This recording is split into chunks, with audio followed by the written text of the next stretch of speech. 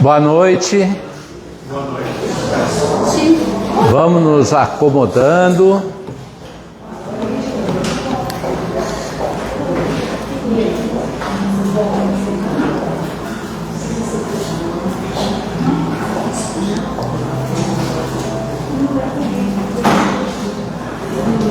Muito obrigado pela presença de vocês. Estamos muito contentes com todos vocês aqui. Nossos amigos, companheiros de outros centros espíritas, sejam todos bem-vindos.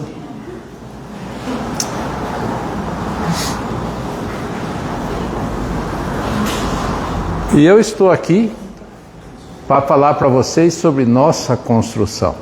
Estamos fazendo uma pequena reforma, como vocês podem ver. Se vocês sentirem algum pó na cadeira, não se acanhe não.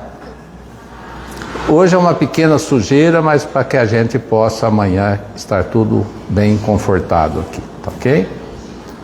E como nós já iniciamos há algum tempo, quem quiser depois dar uma olhada na nossa reforma ao fundo, tem condições de ver. Se quiserem passar aqui durante o dia, pode passar, tem os pedreiros, pode entrar, a porta está aberta, entra e sintam-se à vontade.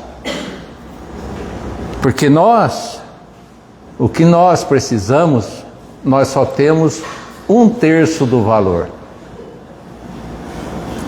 Então, como vocês podem ver a cara de pau minha aqui, é fazer o pedido para vocês, uma doação. Você entendeu?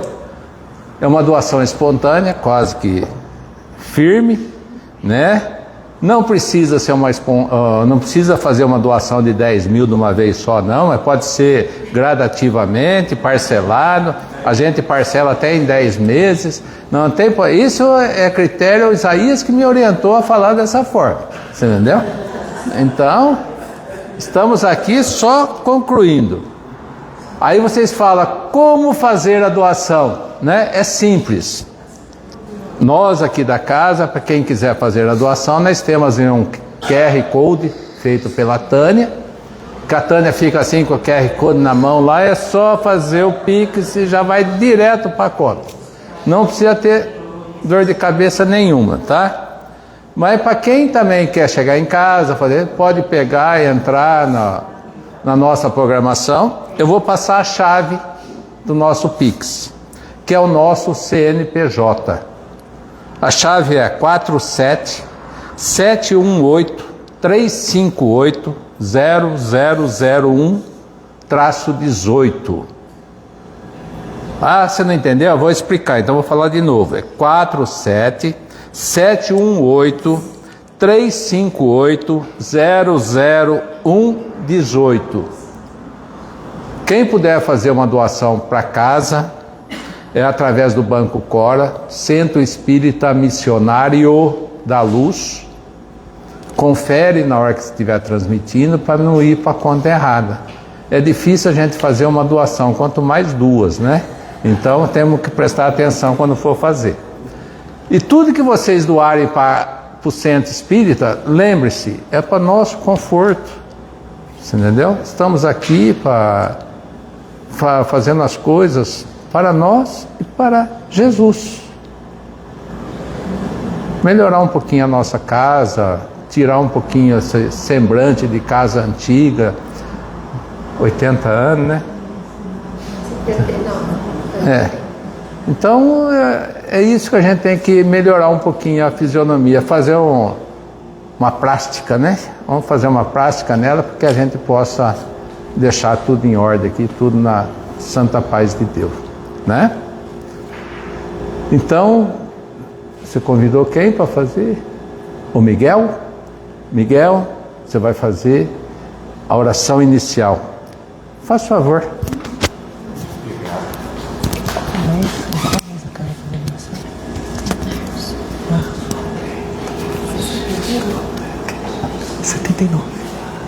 Boa noite a todos.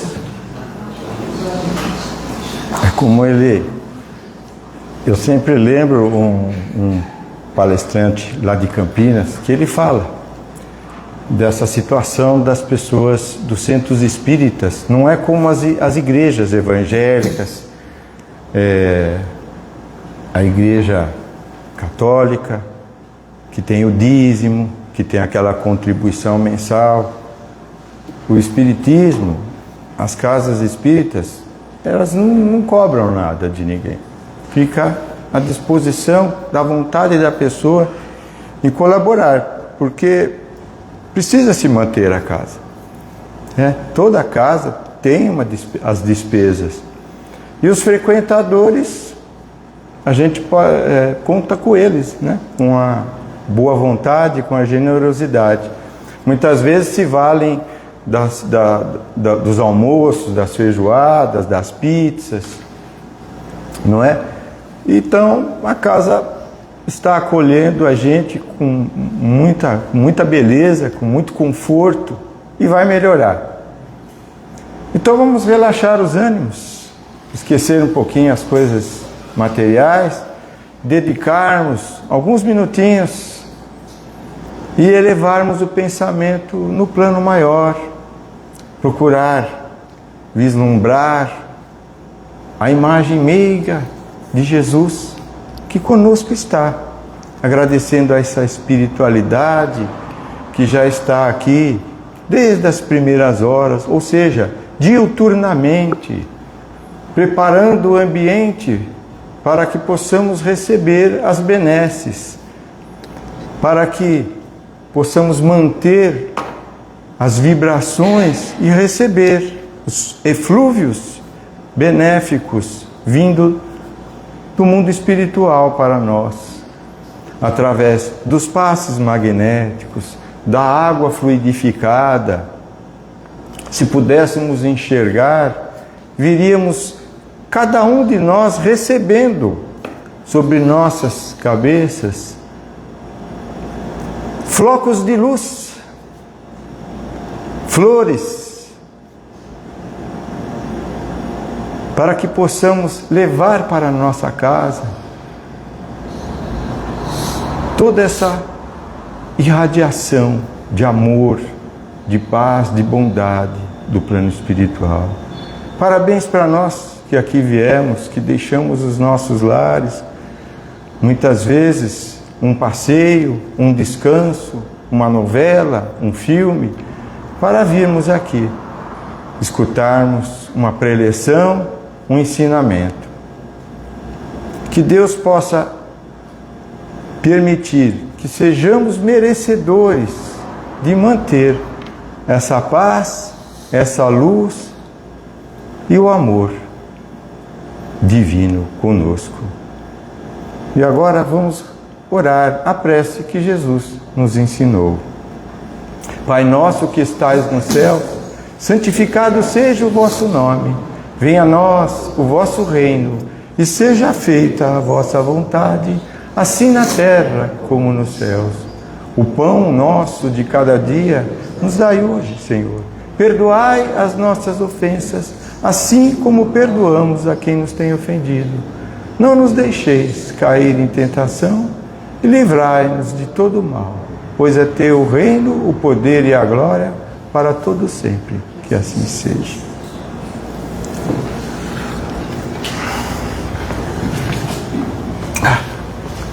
Sai correndo, pequenininho.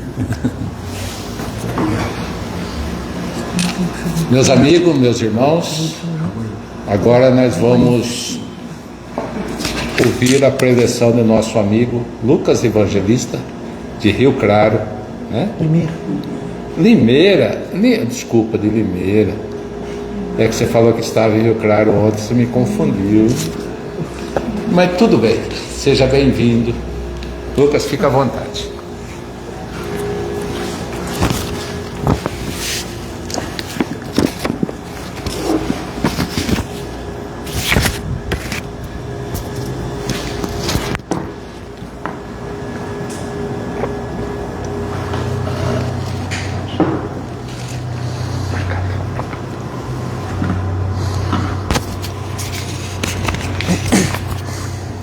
Boa noite. Boa noite. Boa noite, pessoal. Muita paz, muita luz. Jesus nos abençoe.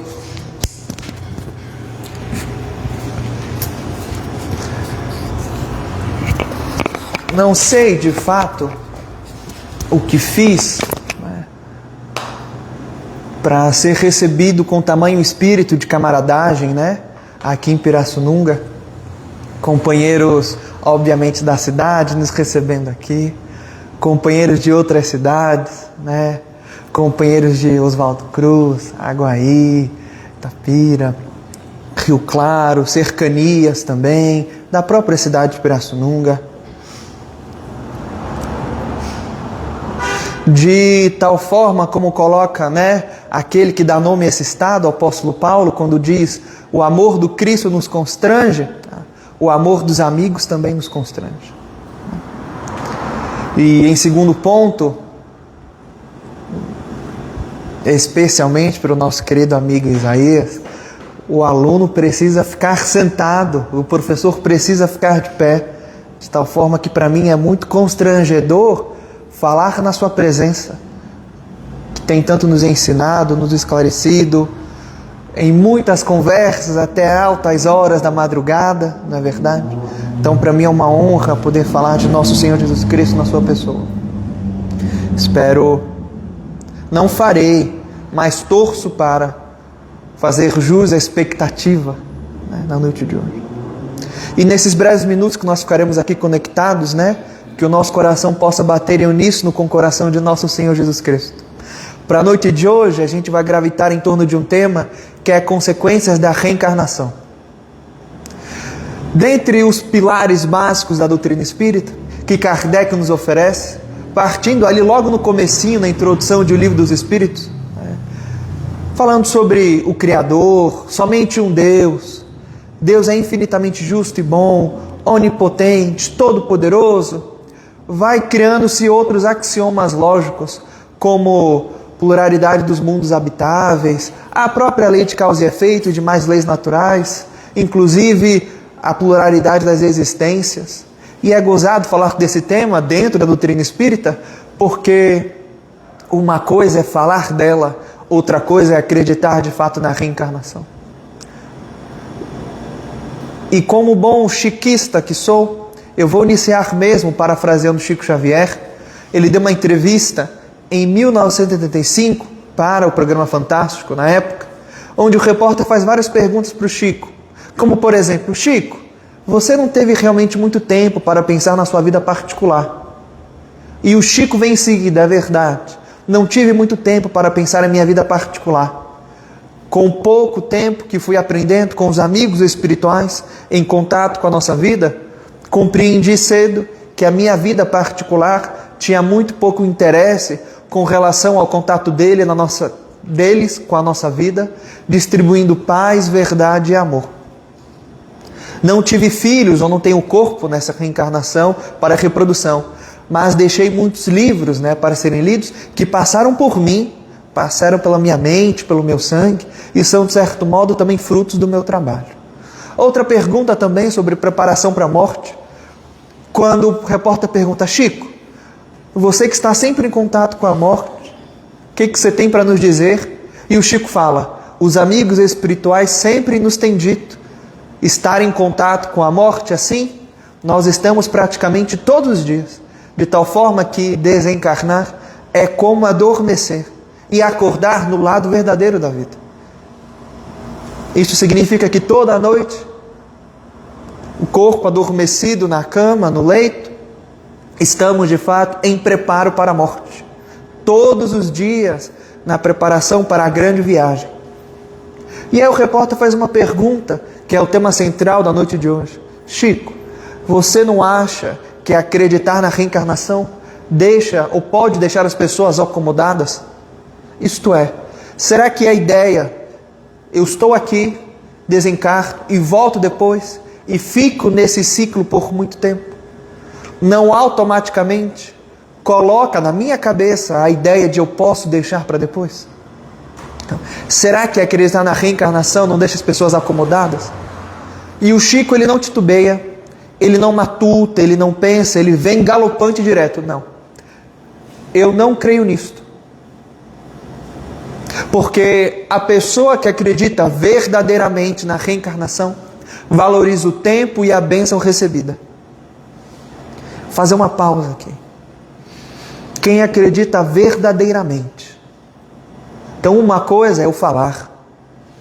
O verbo poderá ser cristalino, trazer as referências, pincelar muitas coisas para tocar a mente, mas o não praticar é outra história. Outra maneira. De tal forma, então, quando a gente olha para a resposta seguinte, porque ela vai comprida, o Chico diz: quem acredita verdadeiramente na reencarnação, quem olha para ela sobre outro prisma, valorizando o tempo, a bênção recebida, então essa pessoa aproveita as oportunidades de aprendizado. E ele continua: eu não espero, depois do desencarne, felicidade parecida com a felicidade paradisíaca, mas espero, acima de tudo, a oportunidade de seguir aprendendo, voltando também com os meus semelhantes. E espero seguir voltando assim, sempre para aprender com os meus iguais. E espero desencarnar aprendendo sempre. E eu quero oferecer na noite de hoje uma escada, uma pirâmide mesmo. Partindo disto, de quem acredita verdadeiramente na reencarnação? Quem de nós, pergunta retórica, acredita de fato nela? Porque nós falamos na doutrina espírita, muitas vezes, de Deus, mas agimos como se fôssemos órfãos espirituais, como se Deus não existisse. Falamos sobre sentimentos tão elevados como o amor e as demais virtudes, sejam a esperança, a fraternidade, o carinho, o sentimento de camaradagem, a fé, a força espiritual. Mas no cotidiano, em vida íntima ou em praça pública, estamos realmente na condição de comensais desnorteados, como se isso não fosse verdade. E como se a figura de Jesus fosse simplesmente alguém que veio repetir palavras de efeito. Não. Vamos subir um pouquinho nesta pirâmide e trazer ele então, o mentor do Chico, Emmanuel, no livro Vinha de Luz, capítulo 169. Emmanuel vai pensar um versículo da Epístola de Paulo aos Hebreus, que Paulo escreve para a comunidade hebraica em Roma, há 2.000 anos atrás. Ali, logo no comecinho mesmo, capítulo 3, versículo 15, onde o apóstolo Paulo vai colocar: hoje, e este hoje é com H maiúsculo, enquanto ouvirdes a sua voz, não endureçais os vossos corações. E ele pega esse versículo e vai interpretar. O título é Enquanto é Hoje. E vamos tocar. Este hoje é com H maiúsculo. E a gente pode meditar no versículo e, em primeiro momento, pensar em endurecer o coração e a mente vagar na incredulidade, na falta de fé. Tudo bem, a interpretação aqui é justa. Mas Emmanuel vai num nível ainda mais literal. Sobre endurecer esse coração, sobre o trato com o corpo físico, do que aprendemos e como cuidamos aqui deste, como ele mesmo coloca, barro divino. E ele diz: muitas criaturas encarnadas menosprezam oportunidades de avanço espiritual, ignorando o corpo que é barro divino, e o oleiro vai mudando realmente esse corpo para que o espírito se sirva, de tal forma que as mãos que se mexem, a boca que está gesticulando, os olhos aí compenetrando nos de vocês, é muito mais o espírito fazendo utilização deste corpo. Mas ele diz barro divino. Barro divino. Curioso porque no primeiro livro da Bíblia, Gênesis, como está no texto do Antigo Testamento, Deus cria o mundo, cria um jardim maravilhoso. Vamos colocar então o adjetivo que o Chico disse, dessa felicidade paradisíaca, e cria um casal, Adão e Eva. Adão, o primeiro homem, o primeiro protótipo de humanidade, como está no hebraico, Adamá, que significa barro vermelho, ou em outras interpretações, o homem que é feito de barro. Bem, a metáfora do jardim do Éden a gente conhece, a criatura humana vai cair, vai falir, mas olhando para Adão no sentido espiritual, como esse protótipo de humanidade que caiu, que fracassa, mas feita de barro, isto é, a água misturada com a terra, esse lamaçal, é muito mais um simbolismo da criatura amante das paixões, que gosta do corpo, das sensações muito rápidas, e que ainda não aprendeu a arte do subir. Mas como também coloca o apóstolo Paulo, o primeiro homem, espírito vivente, mas o segundo homem, na figura de Jesus, é espírito vivificante. Um só vive, e este viver é muito mais no aqui e agora, sem olhar para o horizonte. Mas aquele que segue no projeto que Cristo nos oferece, este olha para muito além do aqui e agora. Recebe uma lente que de tal forma olha para o horizonte e não fica somente suscetível na mente por os acontecimentos do próprio cotidiano. E Emmanuel prossegue o texto. As criaturas vão menosprezando o próprio corpo, colocando em serviço de vícios inúteis e colocando o corpo em inutilidade. Fica inútil o próprio corpo. E a mão dele é pesada, porque ele vai dizer: o desencarne para as criaturas brutas não muda nada. Elas permanecem exatamente como são do mundo espiritual.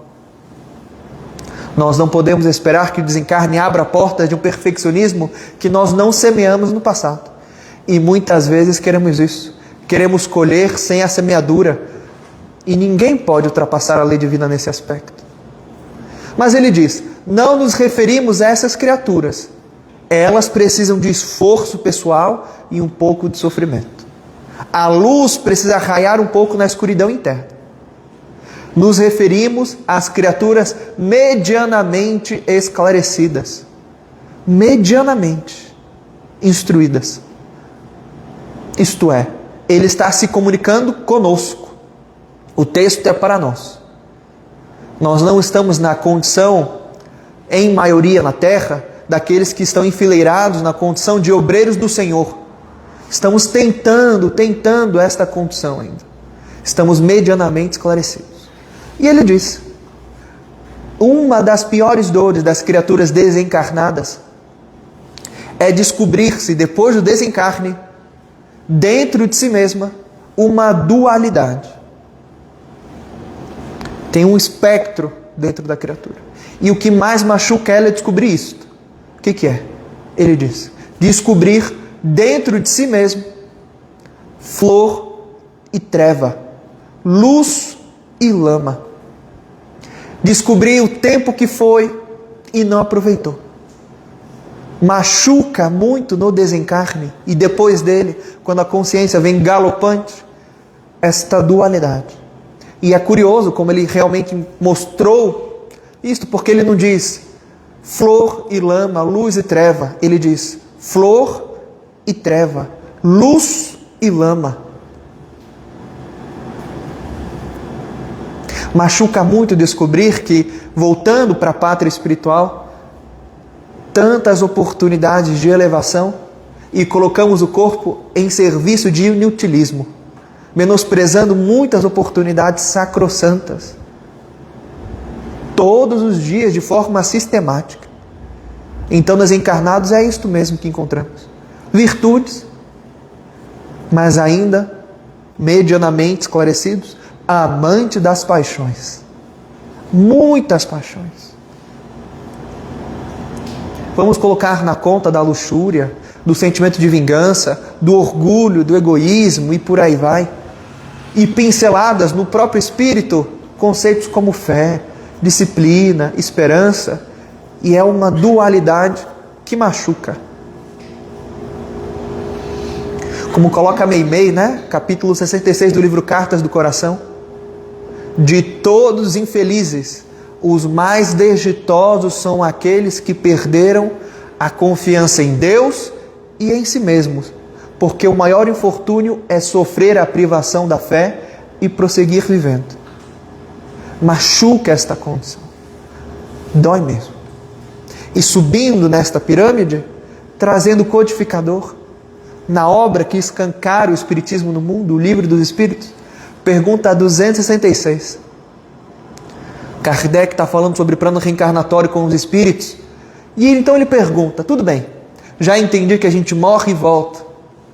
Já entendi que as coisas na vida, as vicissitudes, são muito mais escolhas nossas antes de reencarnar.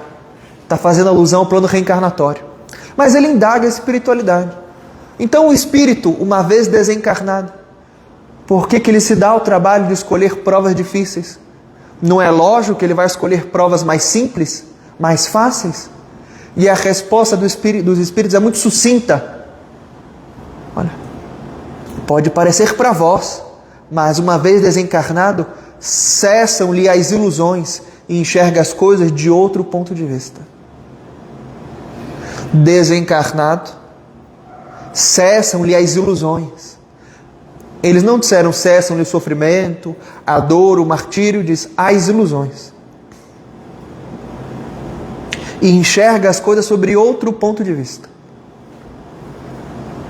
E o comentário da resposta que Kardec dá em cima do que os Espíritos trouxeram, eu não estou na criatura chamada de universitários na condição de conhecimento a fundo do Livro dos Espíritos, mas do que conheço com relação à obra, acho mesmo que é o comentário mais longo de Kardec, uma pergunta. É um comentário muito extenso, com muitos parágrafos. Quero pegar somente 2 ideias principais que o codificador oferece para nós. E uma delas, ele vai trazer o conceito de um militar e um navegador. Fazendo um paralelo com a criatura desencarnada, escolhendo suas provas, ele diz: o navegador que está em mar aberto não pode eximir-se dos perigos iminentes da jornada. Ele sabe que se colocar nesta condição, ele passará por grandes ondas, às vezes maremotos, perigos realmente em oceano. Muito parecido com um soldado que vai para a guerra, não pode esperar um mar de flores. A condição é diferente. A doutrina do Cristo é uma doutrina que exige trabalhadores afanosos, trabalhando e trabalhando muito. E um outro exemplo. Kardec propõe um exercício lógico. Imaginemos alguém que está num vale, e um vale cheio de montanhas. E ele está ali na base, realmente no ponto mais baixo. E ele vê uma neblina, uma vegetação escassa, mas vê o cume da montanha. Inclusive, muitos companheiros viajantes que passaram por lá dizem: você precisa ver o ponto lá mais alto da montanha. A vista é incrível. E alimentado por esse sentimento, o viajante decide a jornada de elevação. E ele vai subindo, subindo, subindo. E obviamente que, como coloca Emmanuel também no texto Solidão, toda a elevação é dolorosa. Talvez o viajante sinta-se cansado, as pernas vão exigir descanso, o próprio corpo alimento, os perigos iminentes com relação à imagem ou na figura dos animais selvagens, a vegetação que vai mudando e por aí vai. Talvez ele siga em certo ponto, na própria subida à montanha, que ele fique assim, já viu o que precisava ver. A vista daqui é muito boa, me satisfaz, e menospreza a subida, e fica estagnado. Mas colocando-o também na condição de alguém que não desiste, segue subindo apesar do esforço, sobe, sobe, sobe, o ar vai ficando mais rarefeito, os desafios multiplicam-se, mas ele chega no ponto final, no cume da montanha. Quando ele chega lá, o céu aberto-lhe para ele, ele olha para baixo e vê o vale que deixou para trás, sente talvez um orgulho dos desafios que venceu, lembrando os dias de outrora de luta, mas vê também ali o percurso passado, outros viajantes em condições semelhantes. Assim é com a criatura desencarnada. Enxerga as coisas sobre outro ponto de vista, inclusive o tempo que não aproveitou. Por isso Chico disse: quem acredita verdadeiramente na reencarnação, valoriza o tempo e a bênção recebida. Agora mesmo, nós encarnados, estejamos em múltiplas condições de vida, entre felicidade e tristeza, disciplina e indisciplina, fé e falta de fé, firmes ou vacilantes. Há um agrupamento imenso de almas torcendo pela esperança de um dia reencarnar e ter as nossas provas, as nossas dores. Por isso Chico diz bênção recebida. Ele não diz oportunidade, ele não diz chance, ele diz bênção. Bênção, de ser abençoado, é um presente. E como coloca Emmanuel, muitos de nós, com relação a este barro divino, menosprezando o corpo em inutilismo. Subindo um pouco um degrau, ainda em Kardec, Kardec, na 195 do Livro dos Espíritos, indaga então espiritualidade. A mesma pergunta que o repórter fez para o Chico, Kardec faz para os espíritos. O dogma, então, a ideia da reencarnação, não pode deixar as pessoas, então, com esta ideia de reparação futura. A lógica é a mesma. Se eu estou aqui e eu volto depois, por que eu vou me esforçar agora? A lógica não me compele a... eu podia deixar para amanhã. Hoje eu posso aproveitar um pouco. Um exemplo que tem se repetido muito rotineiramente, por exemplo, sem nenhum espírito de moralismo entre nós, que não nos compete, não nos cabe agora. Vamos colocar alguém, mais uma vez a título de ilustração.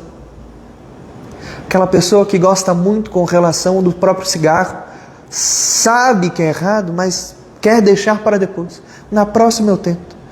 Mas falamos isso a título de exemplo, todos os outros vícios aqui se encaixam. Posso deixar para depois. Na próxima eu tento.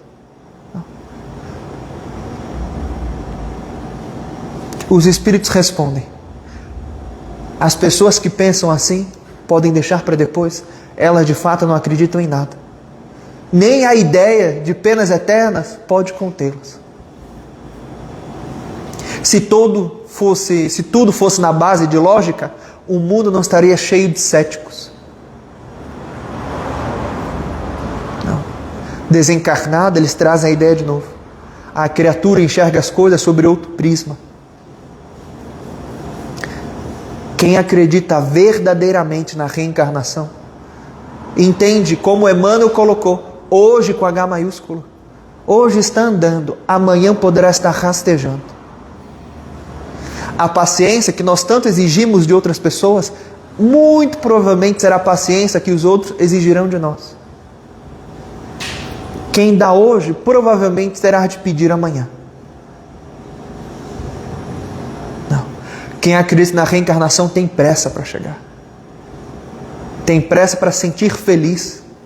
Tem vontade para se livrar de todos esses vícios. Para subir, para elevar-se, tem de deixar algo mais pesado para trás. Então a gente chega no último ponto desta subida aqui, trazendo então a figura de Jesus de Nazaré. Capítulo 12 do Evangelho de João, versículo 35. Quando Cristo diz para nós: a luz está convosco por pouco tempo, andai enquanto tendes luz, porque quem anda na treva tropeça.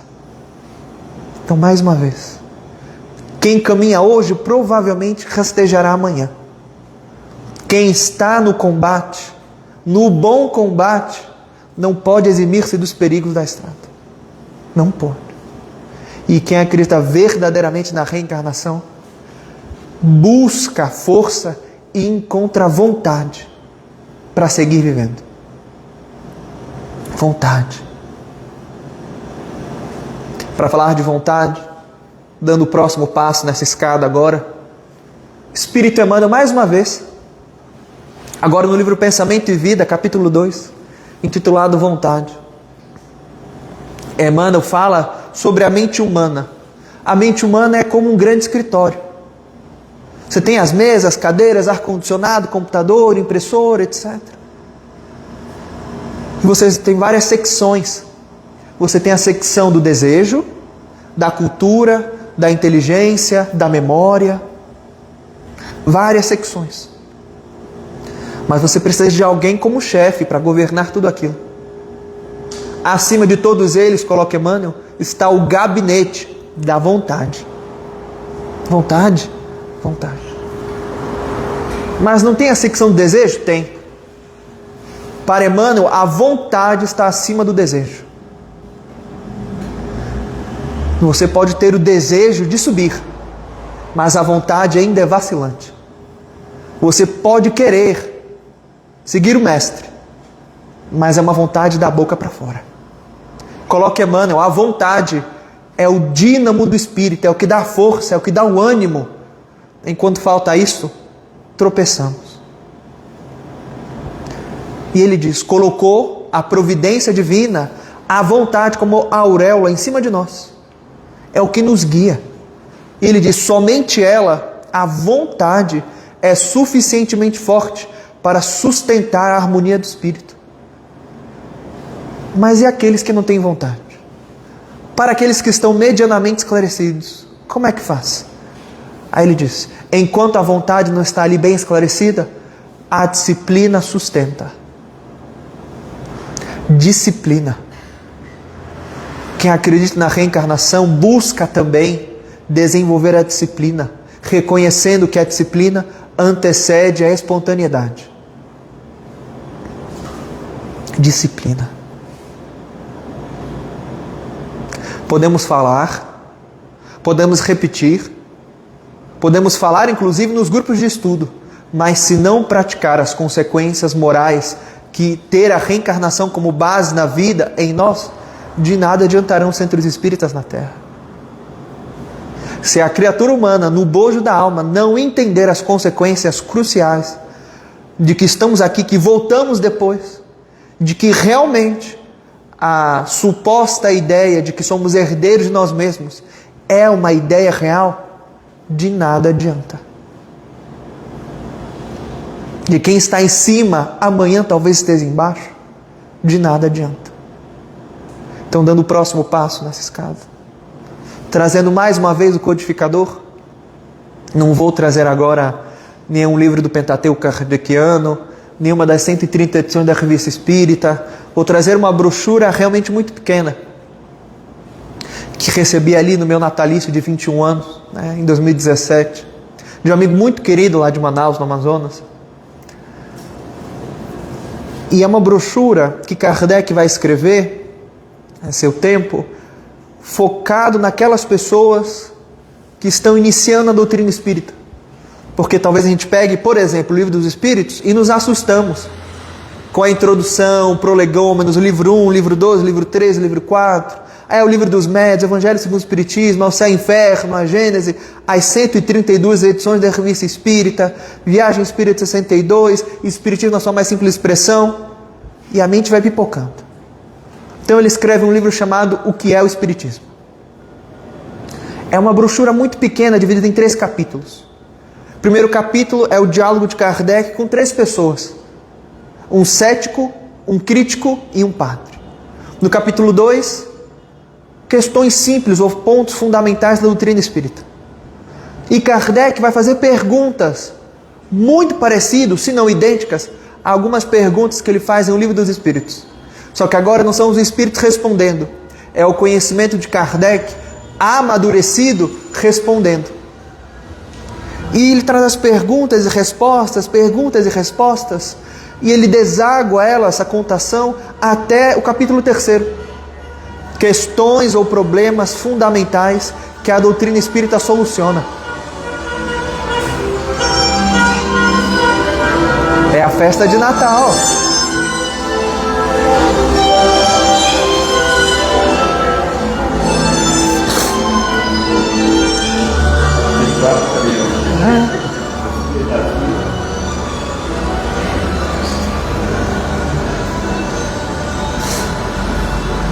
Os espíritos comentam que é no Natal mesmo, porque estamos sintonizados com essa alegria, que é mais fácil deles interagirem conosco. Então, mas trazendo mais uma vez o 3º capítulo, problemas que a doutrina espírita soluciona. Problemas que ela soluciona. Então tem muitas questões que estão, vamos colocar assim, escondidas, porque nos falta às vezes conhecimento, entendimento, interpretação da vida, e que ela dá uma resposta. Perguntas como plano reencarnatório, qual a força da fé, como orar. São 162 perguntas que Kardec vai responder, desde o capítulo 2 até o capítulo 3. A última, então, de onde que vem a força de um bem-aventurado? Mas eu não gostaria de comentar nenhuma delas específica. Eu queria comentar a nota de rodapé, a observação de Kardec. Ele coloca assim: observação. Convidamos aos opositores da doutrina espírita a trazer uma solução para os problemas acima citados, mais lógica, mais coesa que a reencarnação. Kardec não está fazendo isso para provocar ninguém. Kardec só quer a verdade. Somente a verdade. Tem uma ideia melhor que a reencarnação? Nos ofereça.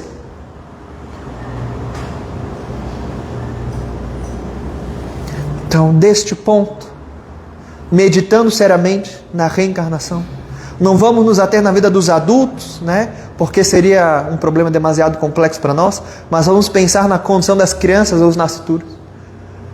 Como a maioria das religiões oferece para nós a ideia de um Deus, ou deuses tão bom, ou bons, que são muito amor, ou Deus que é muito amor, como justificar na terra as crianças que já nascem mortas no ventre? Crianças que nascem com efizema pulmonar, tetralogia de Fallot, tumores agressivos, que nascem e desencarnam dentro de poucas horas ou poucas semanas. Como justificar que um ser que acabou de chegar na terra já tem de passar por tanto? O que ela fez para merecer isto? Não. Há problemas cruciais que a reencarnação resolve.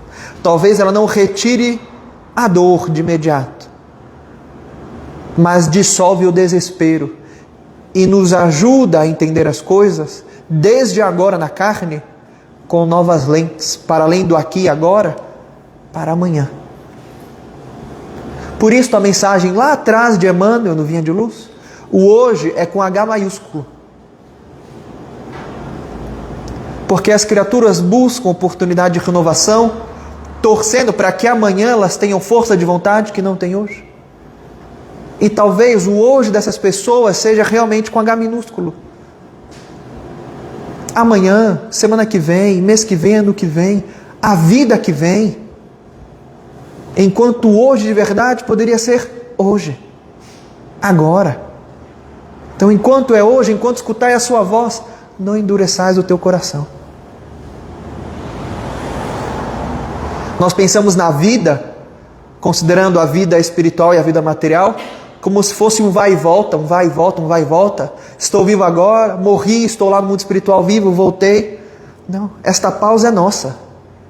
A vida, trazendo as primeiras palavras de André Luiz, que ele inicia a sua obra para o movimento espírita, logo na introdução de Nosso Lar, mensagem de André Luiz, ele coloca: a vida não cessa, a vida é fonte eterna, e a morte é o jogo escuro das ilusões. O que os Espíritos falaram? Desencarnado, cessam-lhe as ilusões. A morte é uma ilusão. A vista está turva quando consideramos que ela existe. Não, mas ela não cessa, ela é fonte eterna. Não tem fim. A gente coloca pausas para tranquilizar a mente na próxima, mas a próxima é agora. Agora.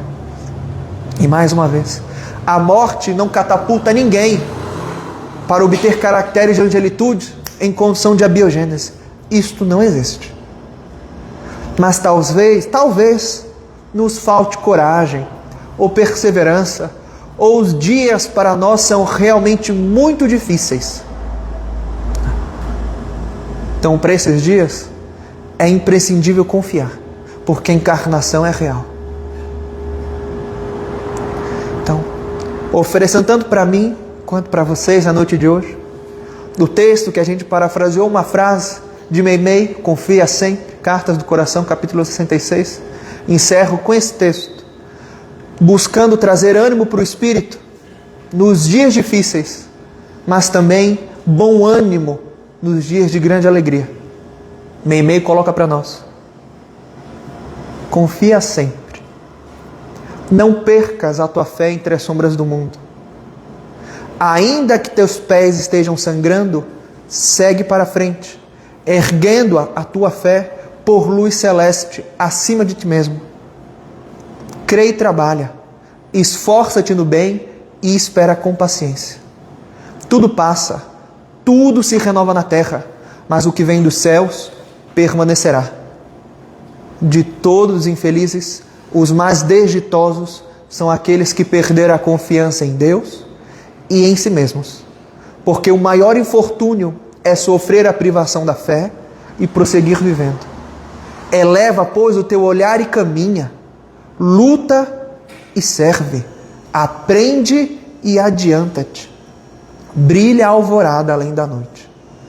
Hoje é possível que a tempestade te amarfanhe o coração ou te atormente o ideal, aguilhoando-te com a aflição ou ameaçando-te com a morte. Não te esqueças, porém, de que amanhã será outro dia. Muita paz, muita luz. Jesus nos abençoe. Fiquemos com Ele. Muito obrigado.